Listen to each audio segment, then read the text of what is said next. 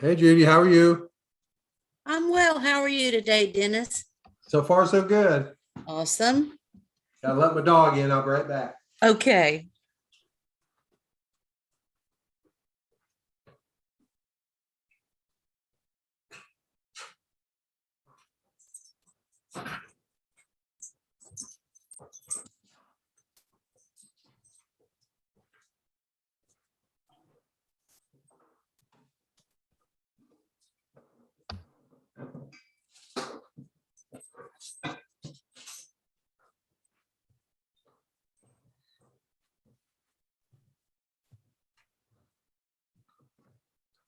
Judy, where do you live?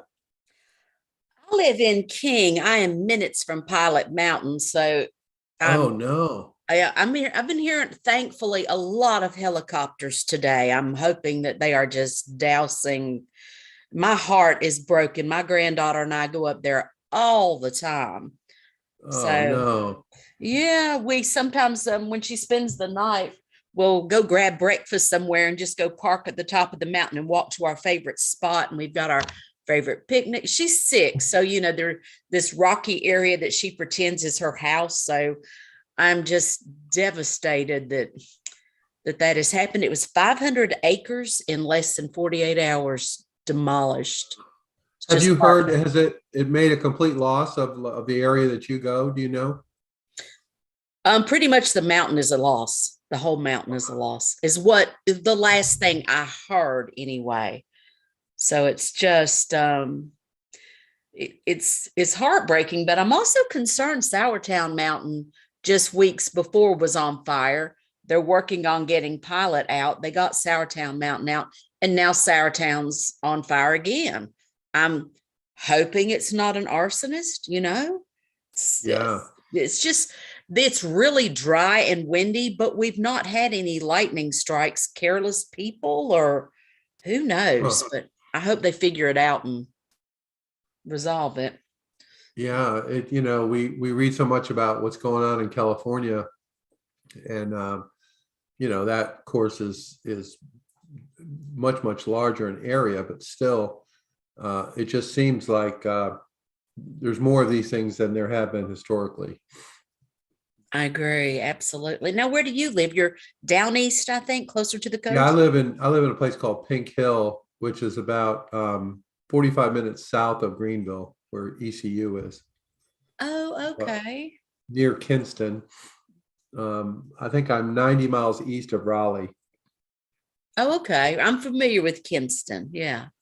Yeah, Vague. my I mean, wife's family is from here, from Pink Hill. They longtime farmers in this area, and we came here in 2012 to care for her parents who were elderly and sick and so forth. So we were the best situated to come here, and we're still here. They passed away, and now I'm the only Yankee for 20 square miles in this area. I'm pretty sure, but now Yankee. So where are you from?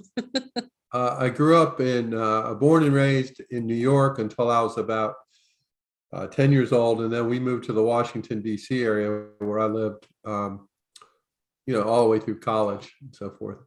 Okay. Now we're in New York, upstate or in the city Yeah, or upstate north of Syracuse, up on Lake Ontario. oh, I bet it's beautiful up there. Yeah, it's an unusual place. I don't know if I describe it as beautiful. I think the area around Lake Ontario is quite beautiful, but the rest of it is pretty flat. And when I was a kid, there was a lot of snow up there. I mean, it wasn't uncommon to have 300-400 inches of snow in a winter. Wow. My understanding that has changed. It's not nearly that much snow now. I Mhm. still have some cousins that live up there. Um, but one great thing is in the summer, it's very, very nice. Rarely does it get above 80. Very, very seldom does it have humidity. It's just really great in the summertime. Oh my Uh, goodness. Yeah. yeah, it's I a can't it's imagine a summer not going above 80. I've lived I in know. this Well, region. I think that area has also gotten hotter, but for example, almost nobody I know up there has air conditioning in their house. They just don't need it. Although I think I have an aunt who lives up there who's 93. In the last 3 or 4 years, her kids have gotten her a room air conditioner for the area that she spends most of her time in the house, because it has been in the 90s quite often, at least compared to historically. But that's the only person I've ever even heard of that had air conditioning up there. Maybe more people do now. I don't know. But when I was a kid, it just it just wasn't hot at all. I have family in Michigan and I hear them say similar things. Used to, nobody had air conditioning, and now, especially for the elderly, they really are moving in that direction for, Oh yeah, for the yeah, elderly, for safety reasons, really. yeah. Well, I think I don't have any proof, but it seems to me that everywhere is a lot hotter than it used to be. So I don't know. The air conditioning seems to come along with that, but these fires you're talking about on Pilot Mountain, um, I have not heard of that before. Maybe it's happened, I just haven't been aware of it. But I've always thought that the forest fires in North Carolina were way down in the Southwest, up in the mountains there with the Tennessee border and stuff. But it seems like it's spreading. Mhm. Sadly So, true. hi, Kime, how are you? Well, we're doing well, Dennis. I hope you guys are. Yeah, Thank yeah, you. so far. Um, Looks like I've successfully chased off most of the students, so it's just you two and me today. I don't know what's going on, but the crowd has lost faith, it seems like. I think they're busy Well, this time of year. It's my That's probably guess. all it is. Yeah, timing. Well, today we're gonna watch a little bit about investor pipelines, and I realize not everybody is really oriented toward that, but I do think it's some good information, and even with the right adaptation for your own particular situation, I think this can really be helpful. So I'm going to talk about how to get ready to fundraise, and just the general process, and we can certainly talk about anybody's particular situation, which may be different or require a different kind of solution. But I thought it would be helpful to be exposed to this. So, hey Jennifer, how are you? Good to see you. Good. How are you? Amanda, I'm all right. Hey. So today we're going to talk about getting investors. So I'm going to start with this, and we'll see how it goes.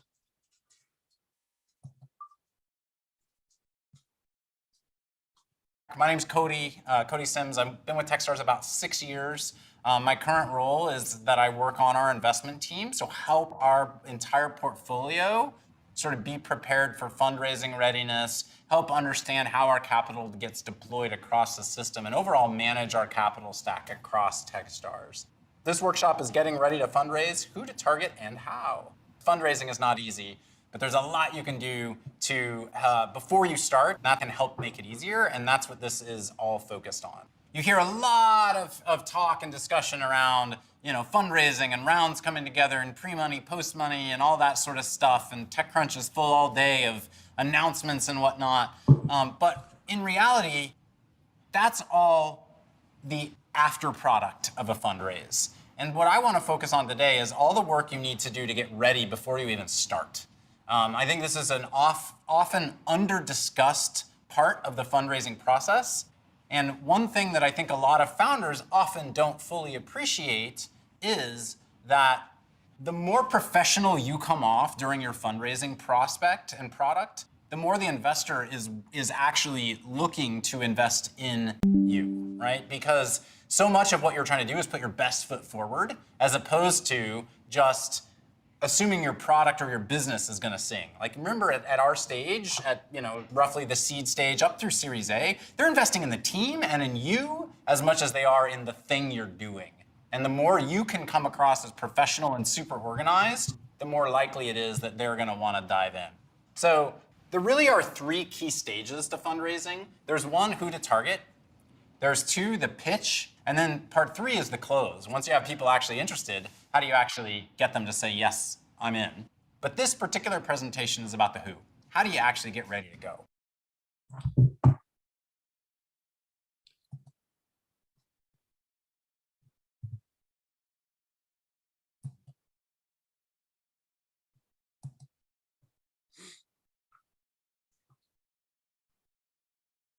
What I really want to focus on here today is the method and what I like to call our mise en place, which I'll get into in a minute. So the real elements to fundraising method that matter is investing time and energy in those relationships, obviously.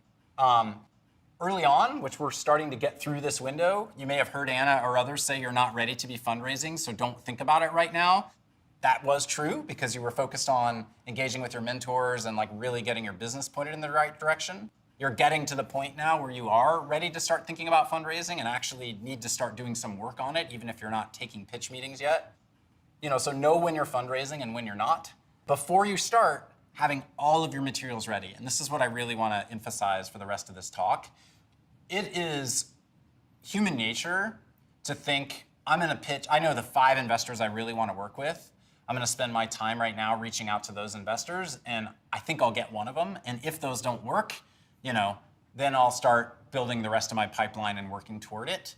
I want to encourage you to not do that. I want to encourage you to really put the work in up front and have those 5 or 6 investors you really want to work with as part of your process, but don't go all in assuming you're going to close them. And what you don't want to do is be stuck behind the 8 ball, not having all your materials ready, and then start getting asks of, I need to see this, or I need to see that, or I need to see this, and you don't have any of that material ready, and you're having to build it on the fly in the midst of your fundraising process. One thing, again, I'll try to remind you is every time you see an article in Crunchbase or wherever, that's after all the negotiation happened.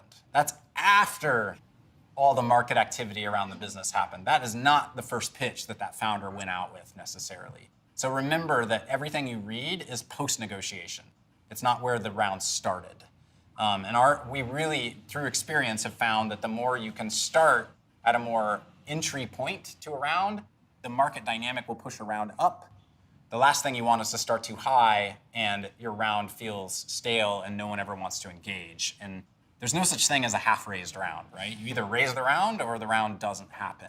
And so the more you start in a way that can build momentum, the more likely you are to make that round happen. Okay, the mise en place. So the investor pipeline. This is a lightweight list of investor targets that you think you want to go after. You may not have pathways to right now that you want to actually share with your mentors and your key allies. So this is essentially just a simple Excel or Google Sheet spreadsheet of who you're trying to target and why. I'm going to break down what that looks like, but this again is something that you're going to share externally. This is not what you're going to actually use to drive your fundraising process. It's what you're going to use to first solicit help and intros. And it's going to be your kind of kicking off point to getting your fundraising process started. Process starter email. Again, I have every piece of material you need in here, even really simple things like copies of emails. Because I want you to have this stuff as templatized as possible. And I want you to, I don't know how many people are using just a simple sort of email autocomplete application. But there's really good sort of snippets, software and things like that you can install. Like Streak has one readily available that just allows you to write at one time, and then from then on you can hit a little keyboard shortcut and it'll drop in the text. So it makes it real easy to send emails like this multiple times to people. But the process starter email is the one you're going to use to actually engage your key mentors that says, hey, I'm about to start fundraising. Here's who I think I want to target, and here's how I think you can be helpful to me. I'd love to hop on a phone call and have that conversation, right? Got a sample copy of that here in a minute.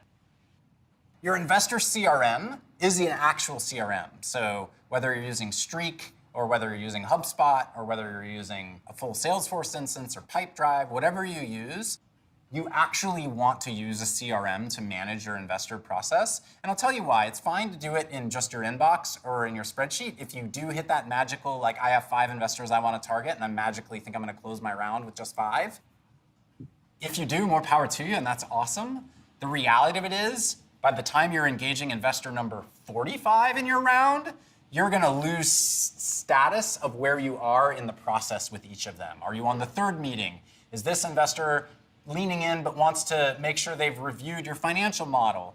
Is this investor says yes, but they need you to meet their third partner a week from next Tuesday, right? This investor is saying, hey, I'm interested, but before I do that, I want to come take an office tour before I can decide to bring you to my full partner meeting 2 Mondays from now, right? Like, all that stuff is going to fly out of context if you don't actually log it somewhere. The only way to do that in a way that's really organized is in a CRM. So I can't advocate enough. If you don't use a CRM to manage your business today from a sales perspective, at least start by using it for your first fundraising process.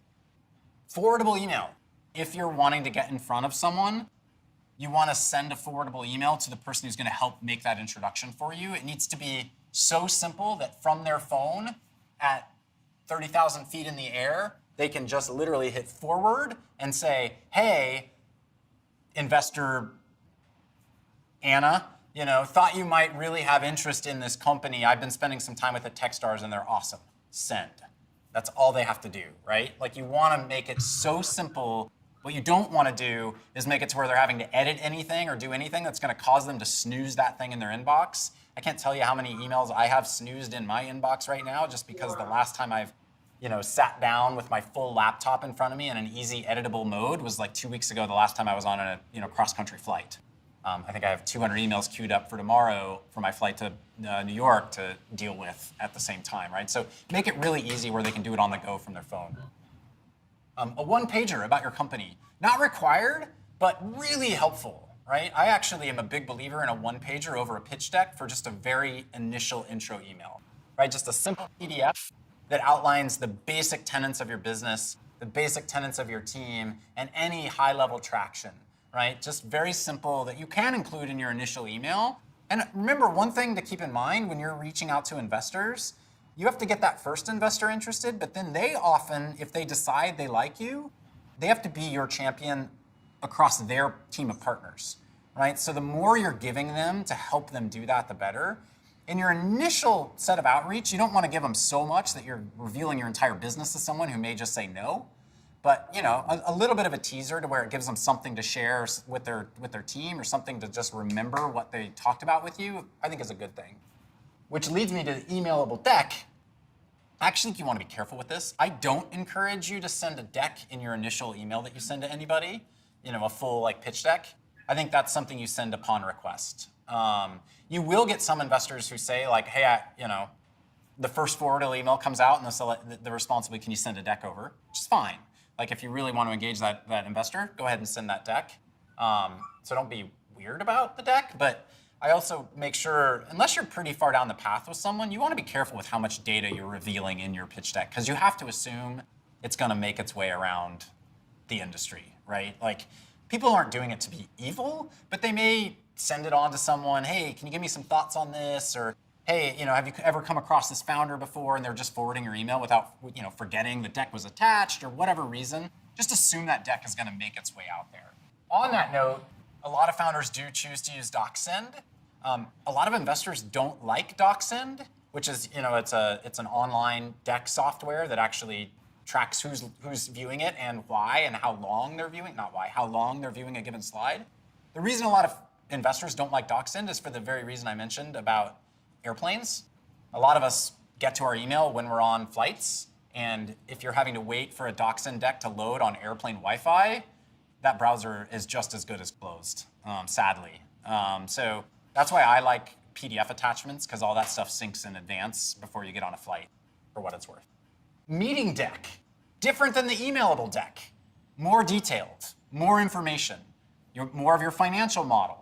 You want to actually go into more of your plan in a meeting deck, which is something that you're actually going to sit down and bring out in a meeting with an investor. And then, the question is, do you follow up with that full deck? My response is you got to kind of judge on how far down the path you really are with that investor. If you're going to really reveal all of your financials and everything in a way that's out of your control, you want to do so somewhat cautiously. Same with a financial model. Very important. I think the more up-to-date that is, the more it will help in your fundraising conversations. You want to be able to do things like an investor says, hey, I don't believe that your customer acquisition cost is $30, in my experience, it's going to be more like $70. And you can be like, okay, let's adjust our assumptions and see what that does to our plan. Or, hey, here are the underlying drivers of that customer acquisition cost. Let me show you the assumptions we have so you can understand how we got to that number. And it just, again, it creates credibility, which is as important as anything in this process. Cap table obviously is going to be necessary as you enter diligence. So you want to make sure your cap table is up to date and is something that you're comfortable sharing. The last thing you want is them to be totally excited, ready to go, and then you've got a mess of a cap table and it takes another month and a half to close because they have to make the numbers square off. Just have all of that stuff ready to go. Work with that in advance with your in-house, with your counsel and your attorney, and just get that ready to go. And then finally, the data room.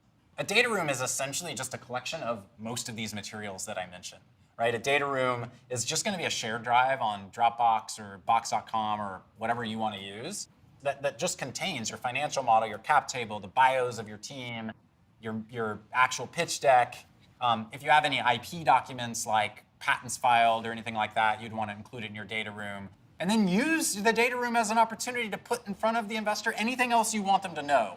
If you have a point of view on the competitive dynamics in your industry, have a little deck on competitive dynamics. If you have a point of view on, what's going to happen in terms of regulation changes in your industry, or you have articles about regulation changes that are happening that you want to put there, just drop those in your data room as PDFs, right? So use the data room as a little bit of fact information, but also, there may be some marketing materials for your company you want to drop in there just to help your story along, because that'll be something they'll look at in their, that'll be something that they'll look at, sort of as they continue to dive in and diligence you. It really is important to keep your investor pipeline, which is what you share with your mentors, and is just a spreadsheet separate from your actual CRM that you're actually using to drive your fundraising process. And I've got examples of both of those here, so you'll see the stark differences.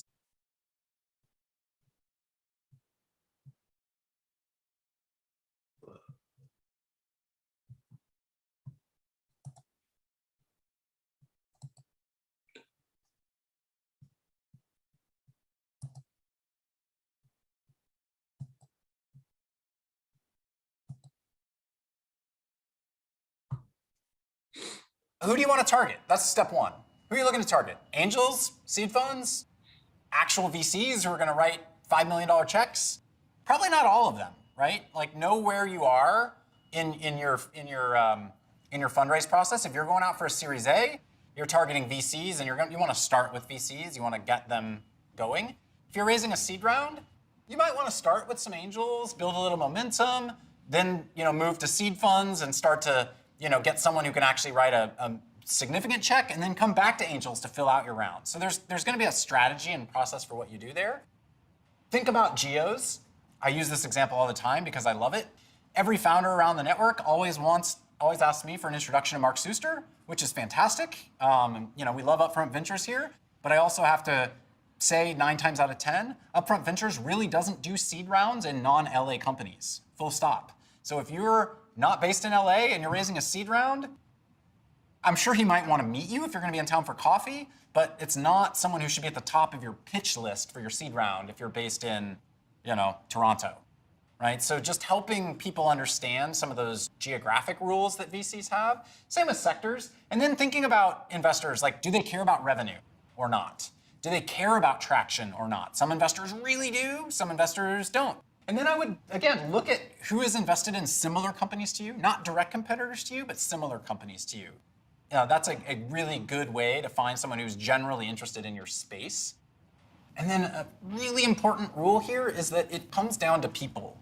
Like, the name of the firm at the front of the door is way less important than the name of the person on the door of the office, right? So keep that in mind. Individual investors in a firm are going to have totally different theses, going to have totally different ways they want to work with a founder, going to care about different things. And then finally, in your pipeline, list the 1 or 2 reasons why each investor is the right investor. It's going to force you to think through not just a list of the top 50 seed funds you can think of, but actually why this particular person is a good fit for me, which is helpful to your mentor when you share this out. And then listing, 2 or 3 people that you think can make a strong intro. And then I like to find what I call the FOMO follow-up person. So there's the initial introducer, and then there's the person who 3 weeks later is going to send that same investor a note saying, hey, I heard you're talking to the folks at Algo, just wanted to know, I've been talking to them for the last year or so, and I love the work they're doing. I'm glad you're talking to them, right? That's all I have to say. Just like putting you back on their radar, right? That's all it is, the FOMO follow-up. And so I mentioned putting this in Google Sheets and sharing with, tranches. So here's an example of what this could look like, really simple. Name, which is the name of the person, what firm they're with, if they're with a firm, what is their title, what tranche am I going to go after them? I would recommend your first tranche should be just kind of, you're okay if you get a bunch of no's, you're going to learn a lot from that process. Your second or third tranche should be pretty focused of like, I really want this investor in my round. And then your later tranches are the people I would call momentum investors. They're the people who probably aren't going to commit until your round is like 75% committed. So knowing who those people are and not wasting your time with them at the beginning of your round, focused on following up with them at the end of your round after you've got a super awesome firm leading your round or whatever, those momentum investors, you come at them on the fourth tranche and they're going to be excited to come in. What's their typical check size? Why will they be interested? Who potentially could introduce me? Can that person make an intro? Have they made the intro? And then any other notes you have, right? So just really simple.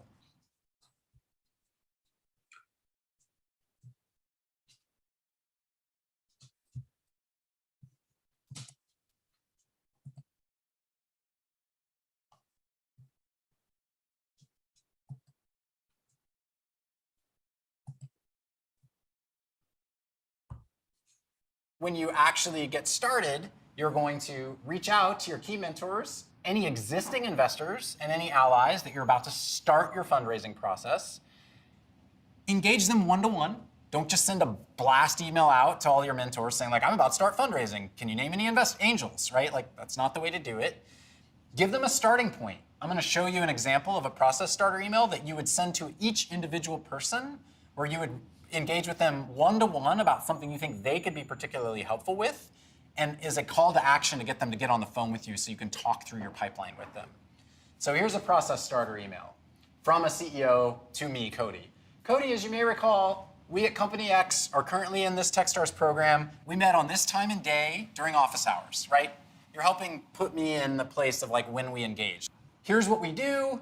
We have this much traction, and since Techstars, here's what we've done. We've grown revenue 3x, and we've got 5 new paid pilots. Like, we're making things happen, right? You're sounding good. We're about to open up a round, and we're going to come to LA at the end of the month. Here's who we're targeting: angels and seed funds focused on revenue-generating SaaS businesses that are okay investing outside their primary geography. Super specific, right? Here's what I am interested in talking with you about. In LA, it looks like these two people could be a good fit. Does that sound right? I don't know. I'd love to find a few minutes to talk about that with you and see if anyone else comes to mind, right? So you're planting a seed, but then you're opening it up for further discussion, right? If you are interested, let me know. Let's set up time. I can also send my full investor pipeline, meaning I'd really like to send my full investor pipeline. Is that cool with you? And that gives you a chance to hop on the phone with this person. During that call with the person, you would actually pull up your investor pipeline and walk through them with them and then offer to share it with them afterwards. All that's doing is it's encouraging them to give you more leads, right? It's encouraging them to lean into your process and solicit and actually force them to think through potential intros they could make for you. And so then the forwardable intro, again, we've talked about this a lot. Be very brief, short and sweet, manageable on a phone, and relevant.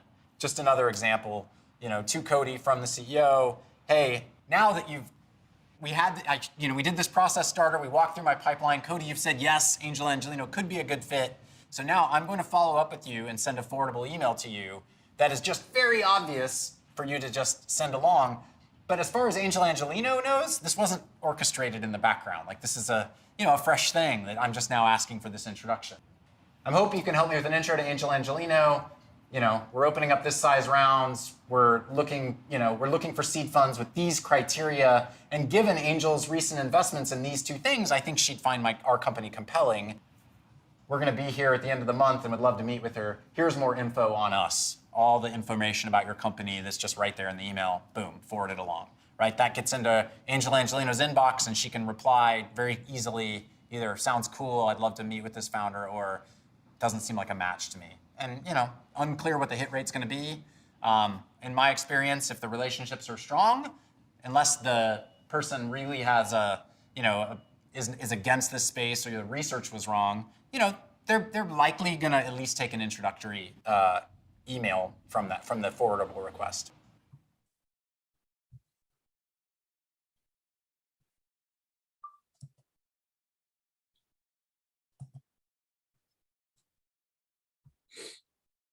Here's the CRM example. So this, I'm using a screenshot of Streak, which is a low-cost online CRM that plugs right into Gmail. So you can see I've organized stages: new, advancing, soft circled, committed, legal, paperwork, wired, and passed. So these are the stages I've set up. You can imagine one that's even more detailed than this. Advancing is a little bit big, right? I would imagine like first meeting, full partner meeting. Every fund is going to run their process a little bit different, but at least creating a few different gates that you've created. You can see here, new would dive in there right after you finish getting someone in your investor pipeline to say yes, they'd be willing to make the intro. So that's a new entry here. You're ready to make the intro, so let's drop it as a new entry onto your CRM. And then as things move through, you actually start to understand, kind of where people are. So you notice here, Lou Bills. I've soft circled Lou Bills for 50K, but Lou has said that they need to meet my co-founder before they would be fully in and fully committed. So it's helping you start to capture the various conditions or whatnot that an investor is putting on their commitment to you.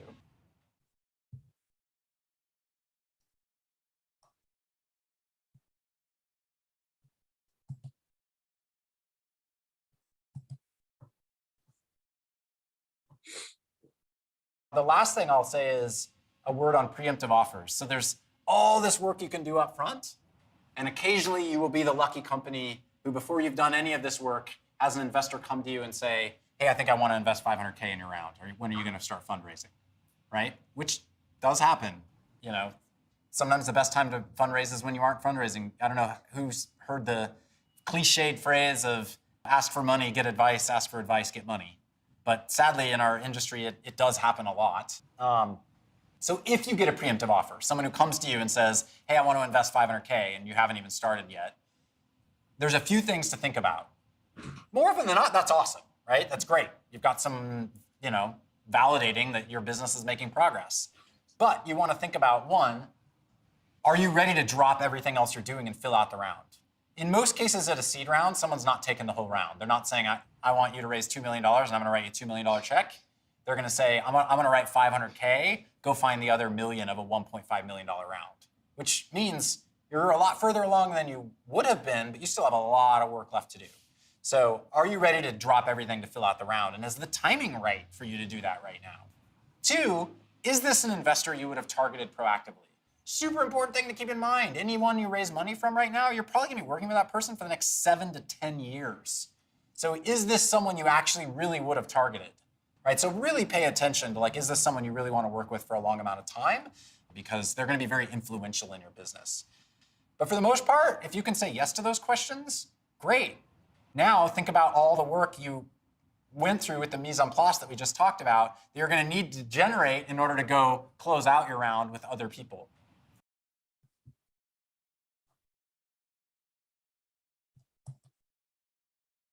Okay. Any initial reactions? What you saw or heard?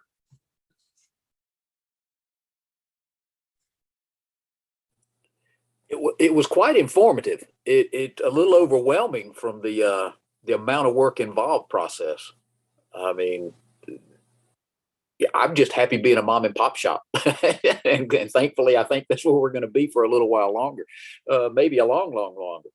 But yeah, there was a lot in there, a lot to take in, a lot to think about when you're looking at to move at that rate and those numbers.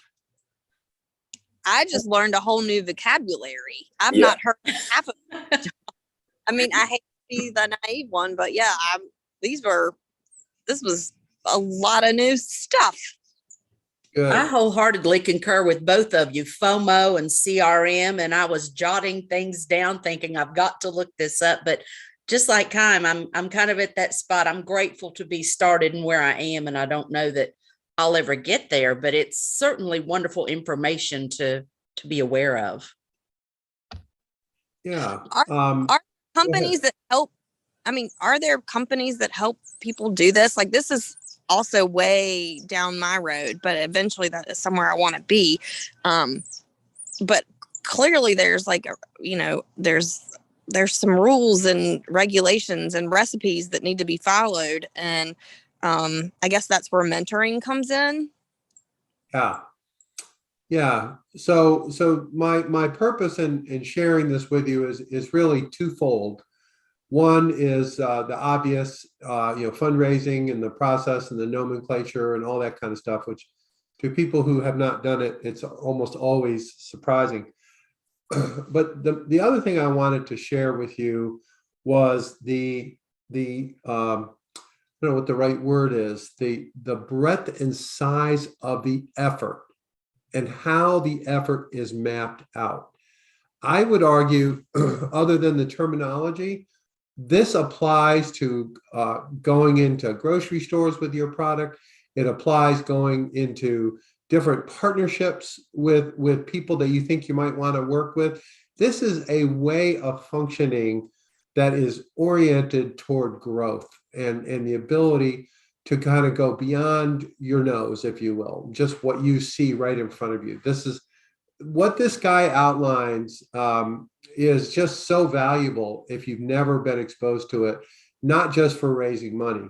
One of the things that he really kind of brushed through really quickly, but I don't know how many of you picked up one of the very first videos, and you can go back and look at this anytime.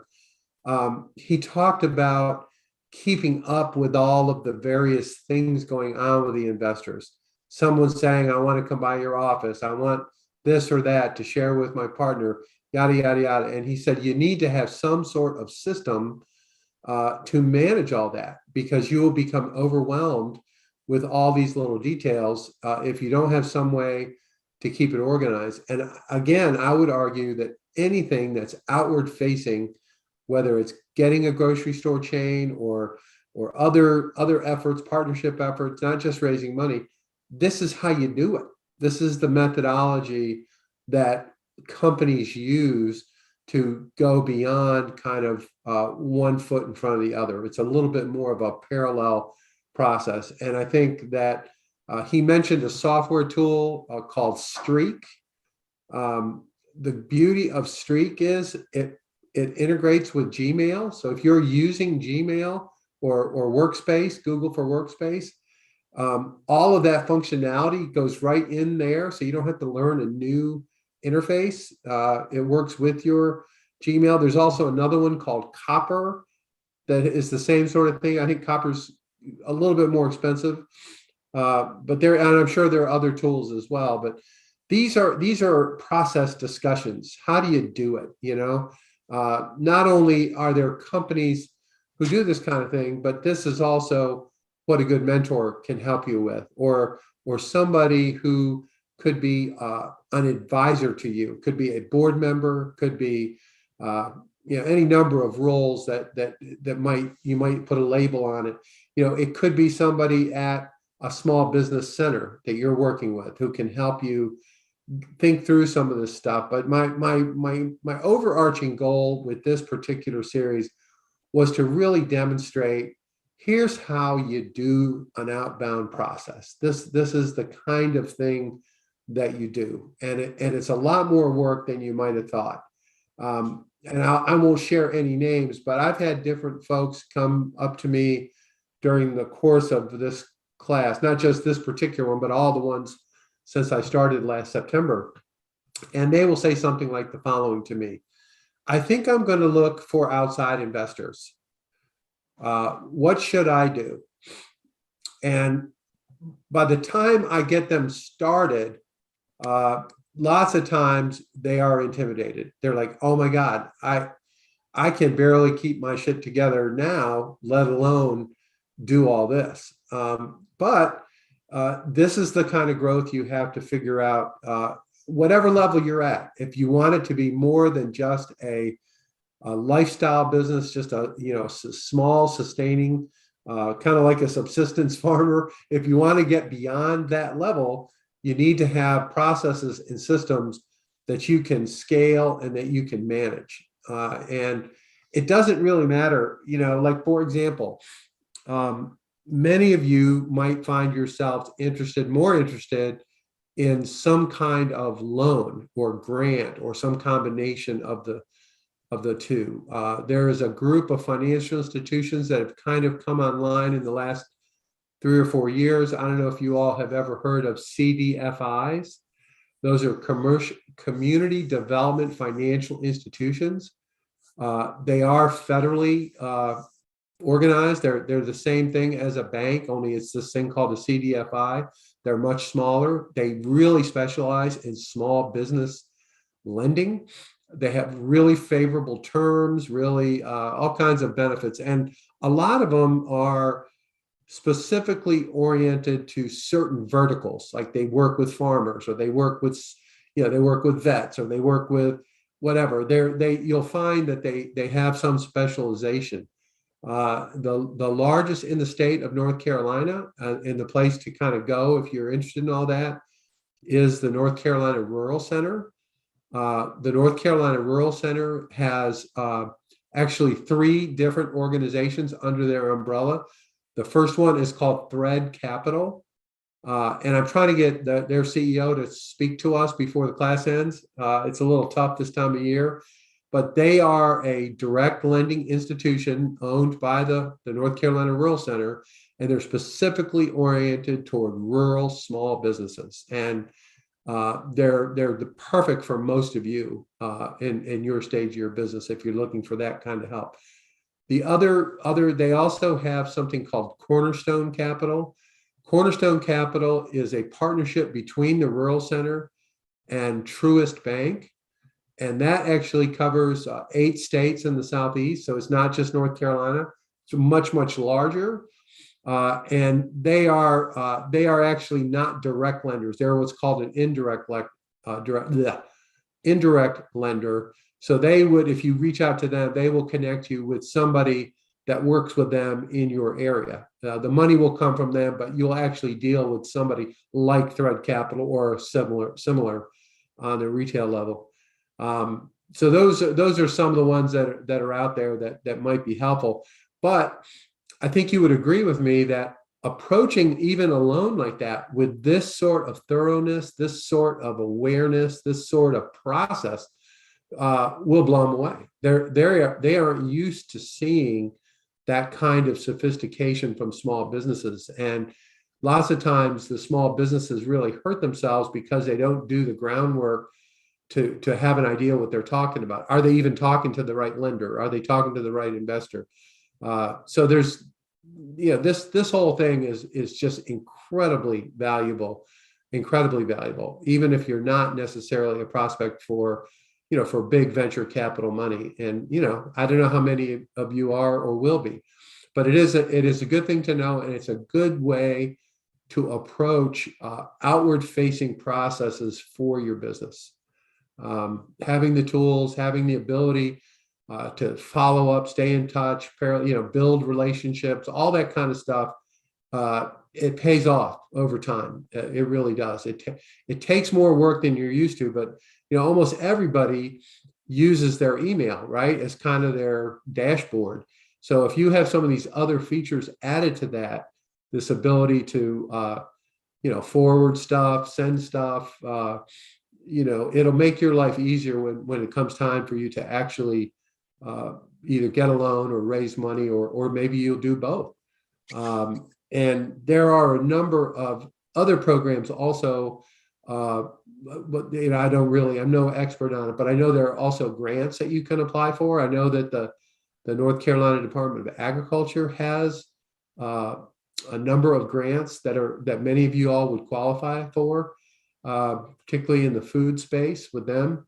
I'm sure there's a lot more, and maybe there's a resource somewhere that has all this organized. But my big point is the approach you take to it and the process that you take to it is really what I want to encourage. And even though that terminology is kind of like it's like a baseball, it's inside baseball for that group.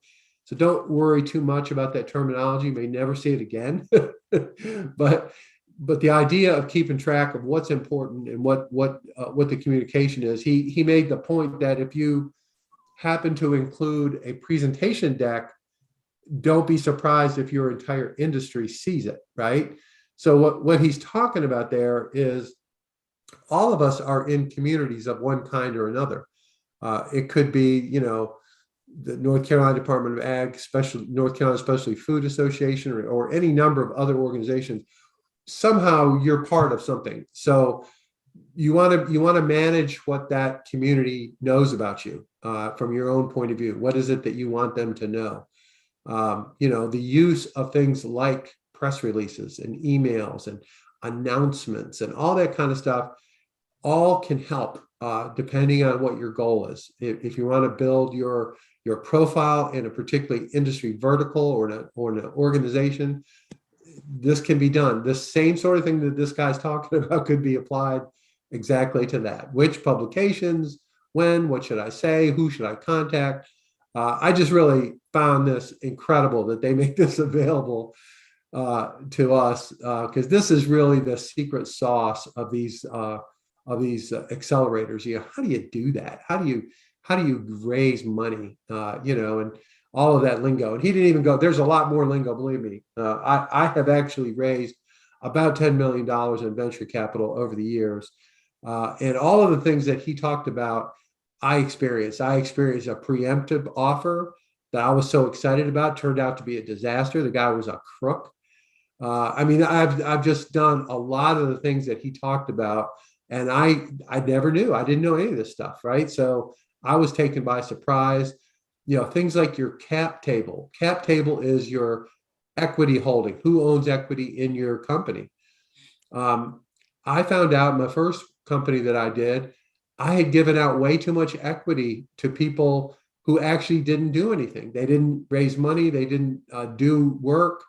And I had this really diluted cap table that the investors looked at and said, you don't know what the hell you're doing. You've given away 60% of your company and you haven't raised a penny. So, they were worried that if they put money in, I wouldn't be incented because I'm only getting 5% at the end of the day because of the dilution from so many people involved. So this is all good stuff to know and to apply it in your own situation.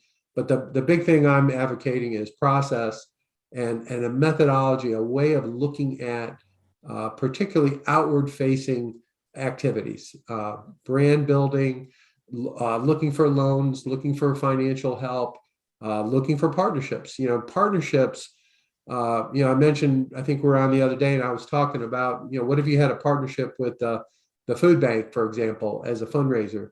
How do you do that? How do you structure a deal with a food bank? How do you structure a deal with different charities in your region or your town? How should that be done? All of that's learnable and knowable. I can promise you that. But it will make your life better if you approach it with a little bit of process and a little bit of forethought. You'll be much more effective than just kind of waiting for someone to dictate the rules of the deal to you. Nothing's better than when you can say, you know what, it's very interesting. I'm glad you're a billionaire, but I don't think we're a fit. And you can do that if you have knowledge and you have other alternatives. Because you didn't put all your eggs just in one basket to raise money. You actually had 45 baskets in that example. So that's about all I have for today. Anybody want to talk more about it? I have a question, Dennis. This is Sana. Yeah. Can you hear me okay? I can. Okay, great. So I applied, I think I mentioned it to you before, that I applied for the NC IDEA seed grant earlier this year. And it was a very overwhelming process. It just took me, I knew it was going to take a long time. So I set aside 2 weeks, 2 weeks time for me to, do all the, application and everything. That I think I needed a month. It took up a lot of my time, and it was due at like 5 p.m. on that day, on the day that it was due, and I was working on it till like 4:58 or something. So, I got good feedback, and it was actually really good feedback, and I was encouraged to apply again, and I was told that, and you probably know this too, that a lot of times it takes a second round for people Yeah. to actually get that. But because the process was just too much for me, I couldn't make it. Was really about time. I just couldn't make time to do it. This, I think it was like last month or so. Yeah. But I definitely want to do it again, and I missed the first part of the meeting today, but I don't know if it was on a call. But what you just mentioned about the PRs, like being known in the community, what kind of press releases would you recommend for like a small food business like I have? I launched a new flavor earlier this year. I'm not planning on doing that again. So what should I go out with? I mean, I can't just make stuff up. Yeah, well, I think that just answering off the top of my head without really doing the research that you deserve. I think first of all, almost every media company is on social media one way or the other. They're either on Facebook, they're on Instagram, they're on Twitter. In fact, every organization of every kind is on somewhere. So my suggestion is to have relatively brief descriptions of what it is that you have and posting it there on their sites, so that and then linking to the more detailed. If they're interested, they can get it. So my understanding is that press releases are not even looked at in most places. I know that's true in the big cities. I'm not sure about the small towns if that's the same, but in the big cities, it's pure luck if somebody picks up your press release. Right. So I like the idea of social media. I like the idea of scheduling Zoom calls with people, with or even an event where you're going to explain something or some sort of learning, and doing that in partnership with some kind of organization could help you, whether it's something like, there is, I think this is right. I think there's something called I think it's called the Grocery Manufacturers Association, like that. I think it's companies that sell products to grocery stores. I think they have their own association, for example. That would be a good group to get involved with and to talk to. I think there's one that Andy Kurtz, who we're going to be speaking to us next week. He's a packaging guy. He's got one called CPG, Startup CPG Group, and it's just full of new brands and new entrepreneurs and companies looking to sell their products and stuff. It's quite a community. So I would look for those kind of online communities where you can make a contribution of either information or some kind of offer, like a fundraiser for a charity, something that can cause somebody to pause and read it. That would be my suggestion. Okay, thank you. Yeah, these are good starting points to start thinking about, and maybe start helping people to you got to give and take. So Yeah. helping. There's I think this is right. I might have to look up. There's a software program called Loom, Loom. And Loom is a video email service that is designed to create relatively short videos that can be sent by email. And they're very, very popular. I know they're very popular in big companies. And so instead of sending an email, you send a Loom. And you can say stuff that you can't say in an email. It doesn't have to be long. It's specifically designed for this kind of communication. And I'm sure there are other tools. I just was exposed to that in this company I was doing some consulting for. I just thought it was great. You just basically send a Loom instead of some kind of long involved email, and you could just save so much time. And that particular institution really liked it and encouraged it. But the software somehow doesn't take up as much room with the video. I can't remember all the ins and outs, but I'm a big fan of video. I think it works. And I'm a big fan of events. I think events work, even if it's a small event. It's something small, like maybe you're gonna raise money for a church or a school or a kids group or something. All that kind of stuff will set you apart from the kind of run of the mill brand who doesn't do anything. Great, thank you. Yeah, Question. yeah. Okay, until like 5 minutes ago or 20 minutes ago, I didn't know what a cap table was. Is there a short list of information that we need to have to go into what did he call them? The Data room. data room. Yeah, like I don't even know what I need to have in that room, much less All go right, get it. let's back up. So he has a list on the video. So you watch the video and you can write down the list of product. He's got them there. And also they've got worksheets on this video that you can get everything you need. And you can go, I mean, data room is really for big deals. Data rooms are when two big companies are merging and they want to have all this data, but they want to control who gets it. One of my best friend is actually the guy who invented data rooms back in the 80s. He was with McKinsey Consulting and he created the first data room for Merck when they were buying somebody. And that one was a physical room where they had to go and sit at a table and be, all this kind of stuff. But generally speaking, all of this stuff is knowable. A cap table is nothing more than an ownership list. It's a list of who owns what. And also when you get into more sophisticated financings, some stock is different than other stock, right? Like a founder stock might be different than a later round stock, might have different rights or different values. So the cap table lays all that out. And what investors are usually looking for in that is who's in control, is the person that is they are banking on, or the team, maybe it's 2 or 3 people, are they sufficiently part of the equity to justify putting money? Because if you see that those people getting 1 or 2% and they're asking you to put in $5 million, you're not going to do it. So that's one of the main purposes of a cap table, but it's really nothing more than a statement of ownership, which is a standard accounting form that your accountant can do for you or can point you to. QuickBooks probably has a lot of this stuff, I would assume, or Excel templates out there. I'm sure there is. I'll look around and see if I can find anything, but I wouldn't get too caught up with the details of this particular video. I think you can get the point of what they're saying, but a lot of it is probably more than you need at this stage, would be my guess. All right. Anyone else? Hey, I have a Yep. question. This is Yolanda. Hey, Yolanda. Hi. What about Range Me? Do you know a lot about that particular system? Are you a member of the North Carolina Specialty Food Association?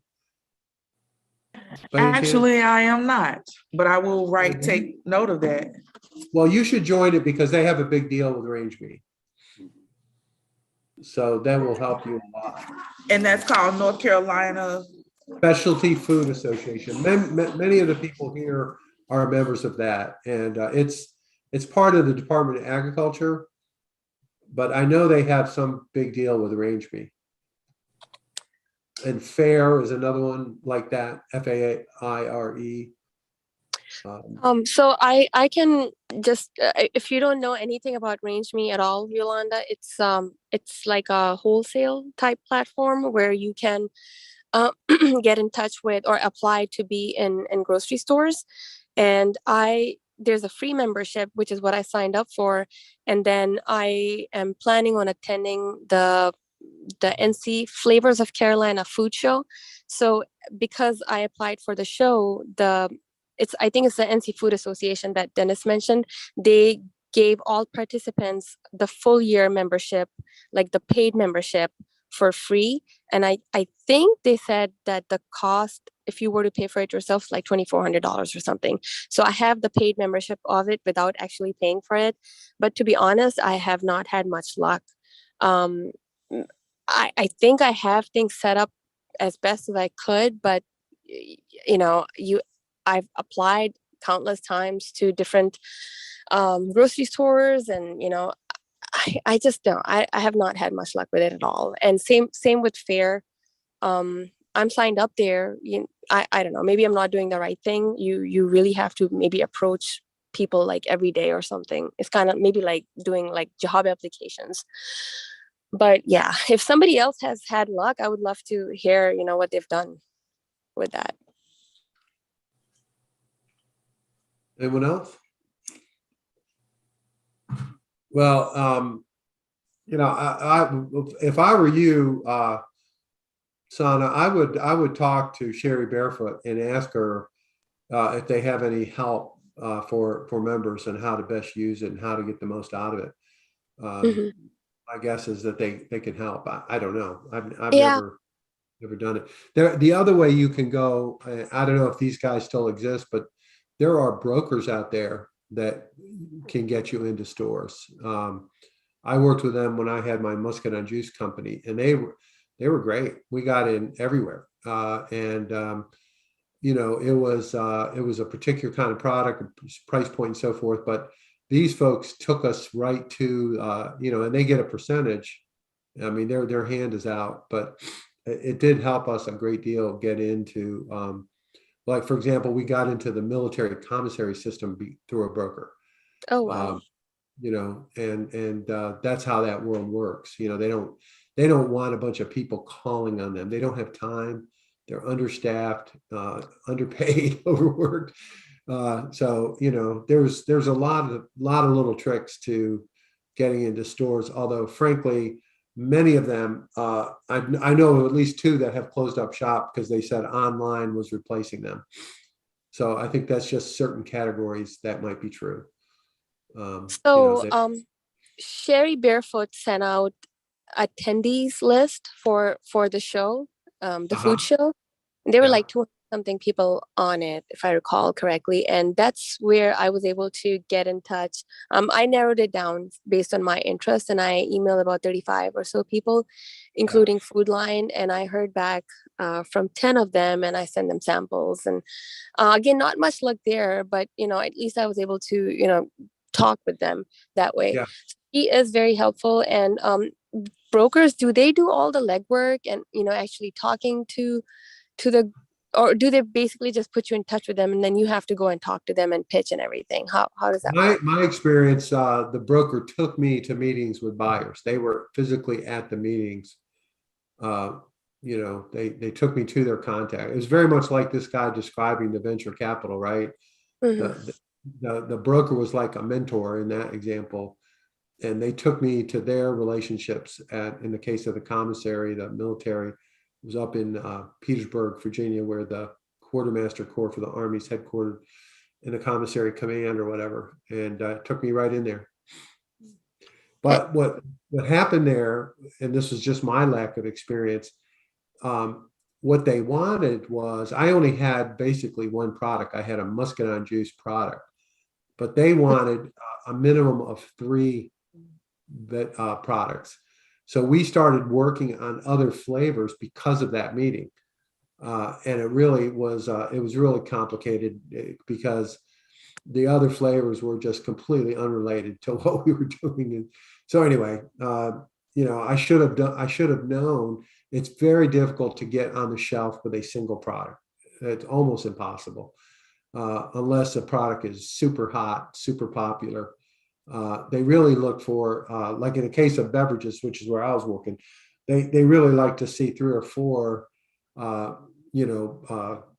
flavors, if you will, ideally. And you'll normally see that if you go in a store. It's rare that you'll see just one flavor. It does happen, something like Perrier, you might just have one Perrier flavor, but generally speaking, they look for more than one.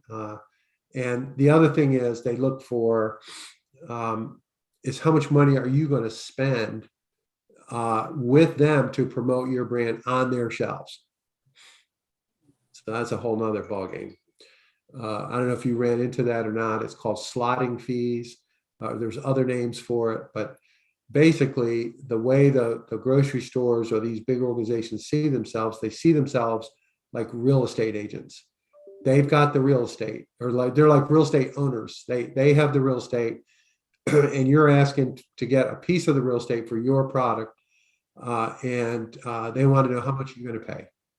What are your promotions going to look like? What are you going to provide extra percentages to the grocery store for hitting certain targets, yada, yada, yada. It's a whole world. It's its own thing that I had never heard of and was totally unaware of and completely unprepared to do that. So, I mean, just the idea of managing a promotion with a large retailer is its own thing. And there's software just to do that. I mean, it's crazy. It's a huge business.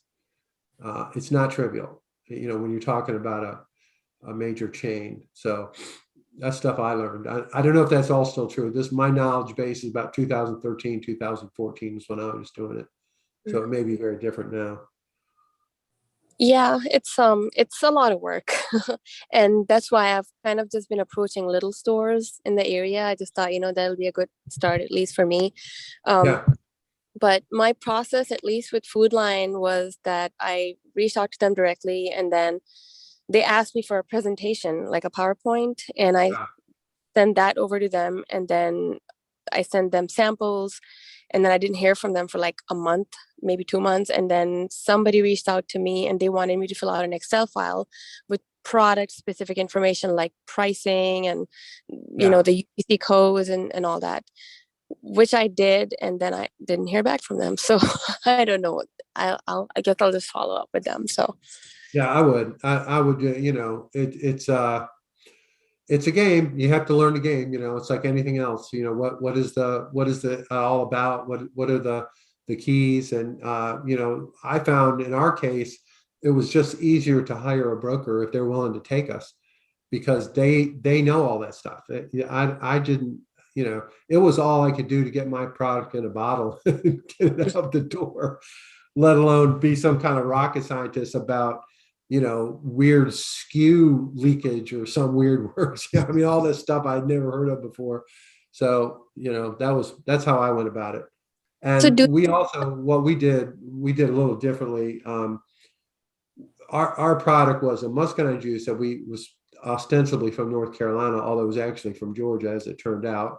Story for another day. But we ended up concentrating in metropolitan New York because they had a lot more money. They're willing to spend a lot more money on our product. So we didn't even talk to anybody around here. We went strictly to New York, Connecticut, New Jersey. A lot of really high-end stores in Manhattan had great success. And the main thing we did with them that they liked so much is we did a lot of product sampling. We had somebody in the stores giving out samples and talking about the product, and they really liked that. The fact that you're willing to do that, like in your case, Sana, it might be, you do some cooking demonstrations, right there in the store. The stores love that kind of stuff. It really helps sell product. So the brokers, do they work mainly on commission, or is there like a one-time fee or something? Because in our case, it was all commission. We didn't pay anything. But I didn't get into it other than, there's and Sherry Barefoot may actually know who the brokers are, or somebody on the Department of Agriculture may know who currently is in that space. They probably are well known to them, I would think. But there's a handful that are just based in North Carolina, particularly if it's related to, like in your case, you're related to eggs or other products related to farms. There's probably brokers who specialize in that kind of farm to table stuff. Okay, I'll definitely look into that, because the ones that have approached me so far, they have fees like $5,000, and I just simply say no to them. I tell them that I can't even afford that right now. So yeah, well, it's a game. Like I said, it's just like raising financing. You have to learn the vernacular and learn the players and kind of how it all works. It's just something you have to learn, whether maybe another brand that that's in the Specialty Food Association be willing to give you 15 minutes to talk about it. Someone's been around a long time, might feel like sharing, doesn't feel threatened by what you're doing. That might be useful. There's a woman, she was in our class. It's called Baker's Peanuts. They're north of Goldsboro. I think it's called Baker's Southern Peanuts or something like that. She is everywhere. I mean, she is in Publix, she's in Food Lion, and she's a great person. She's really, really nice. She's the CEO. I forget the whole detail how she ended up with this business, but she's like the major employer in this little town in North Carolina. So she would be an example of someone who'd probably be more than willing to talk to you about at least her experience or her ideas of how she ended up on so many shelves, because she is literally everywhere.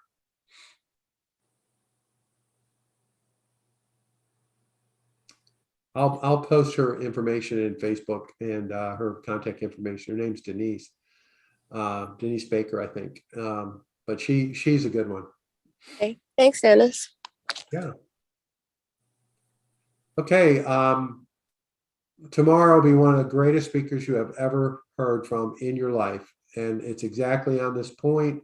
You can ask him a lot of these questions. Andy Galinsky is a consumer products good expert. He bought Burt's Bees for Clorox for $1 billion. He's bought all kinds of brands over the years. He'll tell war stories about it. He'll talk about packaging. He'll talk about, they call them channel management, all these different things you're talking about, whether it's club stores, grocery stores, military, yada, yada, yada. He knows all of this stuff. It will be a wonderful resource for any of you to connect with on this subject, and he'll be tomorrow. I find it so hard to believe he's willing to talk to our class, but for some reason he likes us. I literally have no idea why, and I'm not going to ask him. Just keep having him come on. But he'll be tomorrow, and then next week I think it's Tuesday. We're going to have Andy Kurtz, Kurtts. Andy was in charge of all the store design for Fresh Market nationally. He's now been on his own. He's a package guy, a package designer, and a branding guy. Got some unbelievable stories of what their brands rebranding has accomplished. Their packaging. He's awesome. He's a wonderful, warm, connected guy. If nothing else, he'll be a great contact for everybody here. His network is insane as far as package guys and designers and all that kind of stuff. He knows everything about the kind of high-end stores like Fresh Market, Whole Foods, all that kind of thing. He's a real expert on that. And then that'll be it. That after Andy, shortly thereafter will be our last class. I'm trying to get a couple more speakers. I'm trying to get an exporting guy in. And I don't know if I'm going to be able to or not, but one thing that I hope that, to make it clear, that all of you are welcome to stay connected in this. I don't know exactly when the next session will be, but everyone is certainly welcome to participate, to stay involved on the Facebook page. This is a community. I think we'll try to keep it going. I mean, I'll still be here. I'll still be doing it. I'm really interested in helping you all and others. So this is something that I'm going to continue to do, and I hope that you all decide to stay part of it to the extent that you can. I'm staying in. I love this. Thank you. Great. All right. Go ahead. I'm in for sure. Yeah. All right. I think I'm a charter member, Dennis. You'll never get rid of me. Never. Good. I don't want to get rid of you. By the time we're done with all this, you guys will be retired on the beach somewhere, and that'll be a good job well done in my book. Yeah, you've done it, but we do appreciate it. There's a lot of things that blow my mind with what you've opened my eyes to, and I am gratefully and most appreciative to that. So, instead of limiting myself to being a mom and pop shop, you've given me opportunity and ways to look and think about things that, why can't we be a little bit different, or why can't we do something a little bit bigger or greater? So I appreciate that. Thank you a lot. Yeah, well, I think, it's like anything else. If you think about when you got out of high school or college and went to work and all the stuff you learned in the fields that you're in, the same thing applies here. It's no different. It's just, a little more responsibility. You're responsible, for the brand or for the production and all this kind of stuff, but it is still learnable and knowable. It's not like it's, we're not whoever the guy invented the rocket, Werner von Braun. We're not Werner von Braun. This is really not that hard. It's more a matter of just, learning the ropes and getting some idea. And frankly, it's evolving right in front of our eyes, right? We're seeing this tremendous increase in online sales where we've been exposed to this live video streaming. I mean, this stuff didn't even exist 3 months ago, right? So 6 months ago. So I think it's good to stay involved, and we'll all kind of wrestle it to the ground together. Cool. Good deal. All Well, right. thank you. All right, we'll see you all tomorrow. Yes, sir. All right. Bye-bye. Take care.